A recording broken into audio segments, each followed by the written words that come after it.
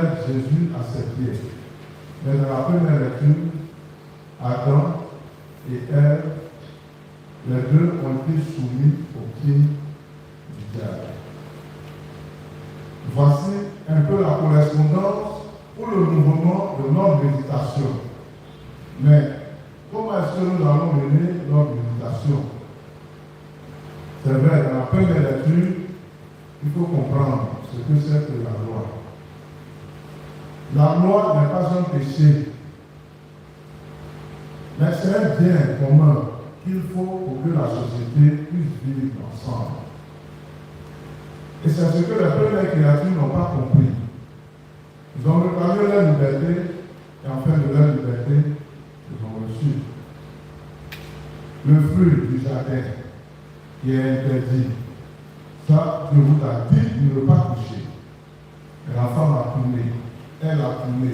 Elle a tourné jusqu'à la troisième fois, elle a vu que c'est bon. Elle a mangé. Elle dit que c'est le diable qui m'a donné, puis j'ai mangé. Elle en a donné aussi à son mari. Et puis les deux, après avoir bouffé le fruit du jardin, ils ont commencé à avoir peur. Ça veut dire quoi? Les deux découvrent leur nudité. Ils sont nus. Et quand tu découvres toi-même ta nudité, tu as honte. Il faut cacher sa nudité. Alors cette découverte, c'est le signe de la pauvreté. Les deux, ils savent qu'ils sont pauvres. Qu'est-ce qu'il faut faire? Désormais, avant c'est Dieu qui vous donnait tout. Beaucoup ne préparez pas, vous avez tout en abondance. Maintenant que vous avez désobéi à Dieu, vous avez réclamé votre liberté pour être homme et femme. Dieu vous donne la liberté maintenant pour vous humaniser. Il faut travailler pour s'habiller. Il faut travailler pour porter Jésus. Il faut travailler pour faire ça. Il faut travailler pour ainsi de suite. Ça devient pénible. Et c'est ce que l'homme lui-même a choisi. Mais Dieu n'a pas maudit les deux premières créatures. Il leur a donné la capacité de vivre. Et donc, le diable a soumis les premières créatures à ses pieds. Et c'est par eux que la mort est venue dans le monde. Mais avec Jésus, il n'y a pas de place pour le diable.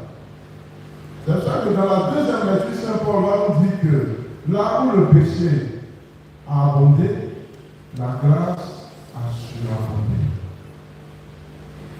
Là où le péché est beaucoup là, Dieu suscite aussi des hommes, des femmes qui font le bien, même si le bien est petit là. Et ça qui va le contaminer, tout ça va devenir noir. Dans l'évangile, le diable, il sait que Jésus a passé 40 jours de privation, sans manger, jeûne à sec. Jeûne à sec dans sa cuve. Après les jours de carême, ici à Congo, il y a deux qui sont tombés dans le chaos. C'est pas bon. Encore on ne veut pas. Moi, je vous ai dit, mercredi soir, celui qui est malade, il ne gêne pas. Celui qui ne tire pas, il a gêné. Celui qui tient, il peut gêner. Vous avez vu que je mentais.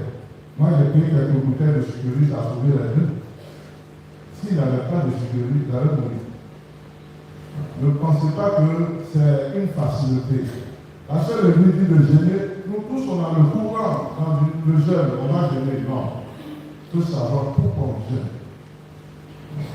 Et j'ai dit que quand on jeûne, ça peut faire tomber quelque chose dans notre vie. Si je suis un grand fumeur, je jeûne pour au moins la journée fume une seule cigarette. Si je suis adultère, chaque mois là, je fais au moins 20 adultères. Je fais un effort dans le mois là, et adultère. C'est ça, on dit, tu travailles à vivre pour ça. Et ce n'est pas gratuitement, c'est là, gratuitement, le roi a besoin de nourriture, tu ne mets pas dedans. Attends, tu vas voir, Kabouma, vous le connaissez à Port-Bouin.